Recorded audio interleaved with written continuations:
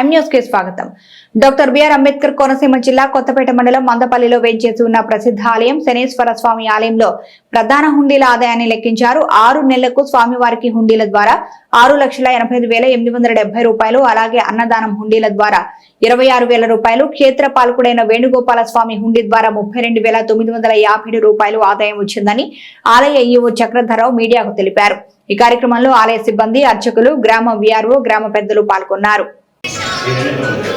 మందపల్లి గ్రామంలో వేయించేస్తున్న స్వయంభూ మందేశ్వర స్వామివారు శనేశ్వర స్వామివారి ఆలయంలో ఈ రోజున ఉండి లెక్కించగా సుమారుగా 7,11,937 రూపాయలు ఆదాయంగా వచ్చింది. అలాగే సెప్టెంబర్ అయిన వేణుగోపాల స్వామి క్షేత్రపాలకుడు ఆ దేవస్థానం నుండి 32,937 రూపాయలు ఉండిల ద్వారా రావడం జరిగిందని మీ ద్వారా భక్తులందరికీ కూడా తెలియజేస్తుంది.